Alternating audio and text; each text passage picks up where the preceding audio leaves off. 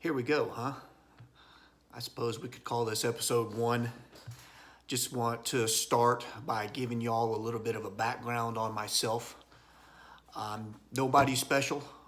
Let's get this whole thing prefaced with that I'm not a psychologist. I'm certainly not a mental health specialist. I'm not a counselor of any sort. I'm just a regular hardworking dude like a lot of folks out there that has had a lot of life experiences, both good, bad, and even ugly. I had good leadership, I had good parenting, I've had good mentors. So as I progressed through life, I was lucky to be associated with people who were much better than me at a lot of things, at life, at sports, at love and relationships, at business, and at the things that professionals do in their business life every day. So I was lucky enough that I was like a sponge. I absorbed a lot of that. I observed a lot of things in my surroundings, paid attention to what was going on, and I retained that information somehow. Now, I can't remember what I had for breakfast yesterday, but I can remember my first squad leader's name at my first duty station up in upstate New York, 10th Mountain Division, 26 years ago. Crazy. But anyway, I'm from a little town in South Florida, an hour and a half south of Orlando and an hour and a half north of Miami. There's a big wet spot right in the south central part of the state. It's called Lake Okeechobee. That's where I grew up, little towns around that lake. I had great parents. I had a really good childhood. We were loved. We weren't wealthy. We weren't even middle class, but we were provided for. My dad was very, very strict.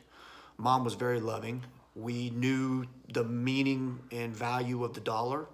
We knew what hard work was. We knew to say yes, ma'am, yes, sir. We didn't say huh or what. We didn't back talk. We didn't show out in public because we got the belt. We were never just, butt whooped for no reason. Dad always gave us a warning. Hey, y'all straighten up, I'm going to whoop your ass. And as kids, you'd push it. But it didn't take many ass whoopings for me to realize that, hey, it's easier to listen to Dad. And I'm thankful for that. The way I was raised certainly was very conducive to not only me being the man I am today, but the values that I have and kind of the outlook that I have on life as well. So I owe a lot to my parents. I was always a little kid, relatively small. I was picked on a lot and bullied a lot. That happens. That was life back then in the 80s. It certainly developed my personality. I turned into the class clown because it was a way for me to deflect, I think, some of my, fears, insecurities. At the time, I've never really looked too much into it. I was just figured it was just growing up and being a kid. But I'm positive that the experiences I had during those times developed my fight and flight aspects, the central nervous system, fight or flight. It turned me into the fighter because after all that ended about the 6th or 7th grade, I finally started taking up for myself, and my friends started taking up for me too. So the bullies that were around, we just kicked the dog shit out of them. 9 or 10 of us just kicked them halfway to sleep. And that ended me getting my ass kicked every day and my lunch money taken. So I learned that you have to stand up for yourself and you can't be afraid of a fight. You might win, you might lose, you might get your fucking teeth knocked down your throat, but at least you stood your ground. And that's important even today. I think parents should instill that into their kids that, hey, stand up for yourself. And if you aren't the one being picked on and bullied and your little friends are, you stand up for them. And you take the beating for your friend or you give the beating for your friend. Which, while I'm thinking about this, I'm going to be a little all over the place here, folks, because I don't have a script. I didn't write anything down. I'm not a fucking script writer. I'm just speaking from the heart. A lot of people talk about having a BFF, my bestie, my best friend. I like to ask people, why is that person your best friend? Oh, man, because we drink beer together and we watch football. Yeah? Have you ever been in a fucking bind with that person? In a pinch? All the proverbial cliches, back against the wall, feet in the fire, cards on the table, whatever you want to call it. Have you been in a bind with that person? I'm not even talking about the blood flowing yet. Have you been together with that person when it's all or nothing? You know who I'm talking about. I've got a handful of real best friends that I'm thankful for. And they're the kind of friends that are going to go back to back with you. They'll be there when you need them, no matter what. You need money, they're at the bank getting you money. You need help, they're coming to get you. You need the shirt off their back, they're giving you the shirt off their back and they're pulling one out of the closet for you. That's a friend. And these are the kind of people that when you're standing there at the police car getting in handcuffs, they're not saying, hey, I'm going to bail you out. They're telling the police officer, hey, you might as well cuff me too because I'm going with this motherfucker. That's a best friend. So you guys think about that.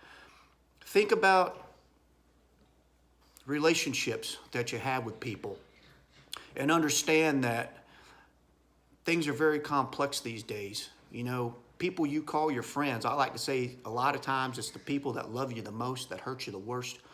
So be aware of what's going on with friends, especially with social media. I was kind of forewarned to be a little careful when I first came up with this idea. I floated it to some of my friends and they said, you know, just be careful that you don't give too much of your personal stuff out there. And I thought, you know what do I have to lose? Because the things I've done in the past to try and combat my shortcomings, I wasn't successful. So I took it upon myself to say, hey, I'm going to let it out there to an extent. I'm going to put it out there and people can judge me. People can relate to me. People can have their opinions of me. Fuck it. I needed to do something different. I needed to start getting comfortable with being uncomfortable. You understand that, right? I had to start using a different mindset to where instead of hiding my emotions or maybe even faking them, that I needed to confront them and really start fighting them. After 45 years, man, it was time to shit or get off the pot. And I decided to get off the pot, metaphorically, and just put aside my fears and put aside my ego. I wouldn't call myself an egomaniac, but, you know, I'm a confident dude. But I was overconfident in all the wrong areas. So I mentioned that I started this journey, and man, it's been a whirlwind. Most of it, 90% of it has been really positive. The 10% is just the growing pains and the challenges and obstacles that you face with any life-changing decision that you make. And I didn't let that 10% stop me when a lot of times in the past, I'd let less than 10% stop me. In my tracks, hit the fucking brakes. And obviously that was wrong. That wasn't the right approach. So now that I'm off that tangent, I digress. So I had a great childhood. I enlisted in the Army when I was 18, spent 12 years in the service. I was a combat medic, worked with infantry units, got a secondary MOS with air defense artillery MOSs. I worked with Stinger missiles, the Avenger missile system, which is all short range air defense. If you draw the circle, you got your long range, short range, blah, blah, blah. So that was exciting. But I spent most of my time as a medic in the infantry and loved every second of it. I think about the military every day. Got out of the military and I didn't transition well into the civilian sector. I had a really hard time. I didn't like people. I didn't understand the civilian life and the civilian way of doing things. I fit really well into the military. I was regimented growing up under a strict military father, and it fit me like a glove. I was an outstanding soldier. I loved it. So the transition to the civilian sector was very tough for me, and I didn't start getting right with myself and with life until I got in the oil and gas business, and that was 2013. So I'm starting year number 6 in this career and in this industry, and I just love it. The pipeline construction business is it's really rewarding. It's the closest thing that I found camaraderie-wise to what I found in the military. And what I miss most about the service was being around the guys and raising hell with everybody and being around like-minded, driven, goal-oriented, no quit, can't stop us kind of mentality. And that's very alive and well in this industry, and I'm thankful for that. So again, I took the old Army AAR, after action report kind of approach toward things. I would get myself in a bind, or I'd see others in a bind, and I'd figure out what happened, why it happened, and what can I do in the future to either A, prevent the bad from happening, or B, if something good happened, what can I do to make that good even better? And at the same time, the military teaches you the problem solving process. Now, I can't remember step by step. Recognize and define the problem, gather solutions, implement the solutions, and then maybe put together standard operating procedures to ensure those solutions are enforced. Something along those lines. So to break it down into layman's terms, figure out what's fucked up in your life, understand why it is and what caused it, and then do something to change it and make sure that it doesn't happen anymore. If you make a mistake twice, the first one was a mistake. The second mistake was a decision. Okay, so figure that out. And just pay attention to what you're doing and how you're thinking. I haven't been good at solving my problems. I haven't been good at solving other people's problems. I've just been good at running from them and pushing them kind of to the back of my mind, or pushing them out of my mind. I'll deal with that later. And after all of that stuff, I had this 600-pound rucksack of shit on my back, and it was all my problems and all my fears and all those doubts and all that shit that I put away instead of confronting. And it finally just, it broke my back, man. I crumbled under the pressure. And I feel like it had to happen that way. I've always been a dude who was pretty good at learning lessons the hard way. And I've figured out now that I don't want to live my life like that anymore. I feel like I'm capable of so much more relative to that crap of, oh, well, I coulda, shoulda, woulda, or what was I thinking if I could just go back in time. Motherfucker, you can't go back in time. What you can do is live for what you're doing right now, so that in the future, you look back and you say, oh, I'm so glad I did that, instead of looking back and saying, oh, if I could have did this, what was I thinking? That's bullshit. I lived my life a lot of years like that.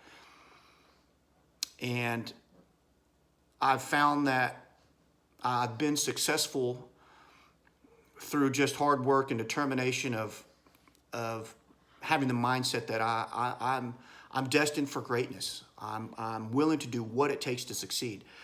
Unfortunately, the flip side of that was that I carried with me so much stress and trauma and bullshit that it sometimes interfered with my ability to really achieve greatness. I'd get a B plus when I was capable of, or B minus when I was capable of an A plus. And I had these challenges that I would refuse to face and take on. And now I feel very confident that I can negotiate any obstacle.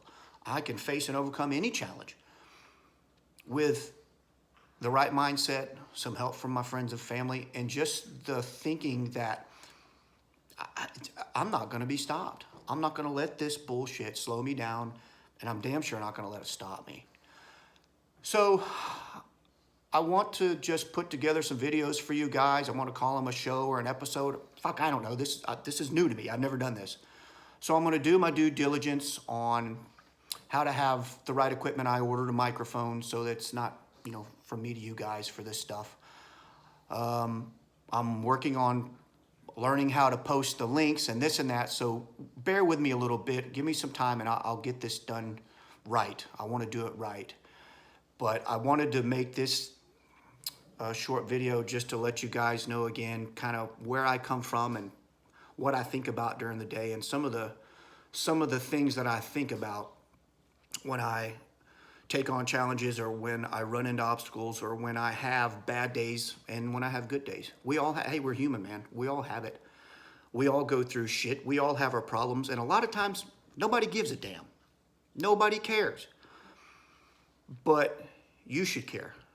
And if you do care, you're going to do the right thing. You're going to make the right decisions. You're going to gather some facts through your own research or from asking your friends and family if they've ever been in those situations. And you're going to find that you can work through those problems. You can solve those problems, and you can do things to avoid those problems ever coming back in your life again. It's doable. I'm living proof, man. I'm right here in front of you. I'm living proof. So this is very exciting for me. I'm very thankful again to you guys for all the support. This is just,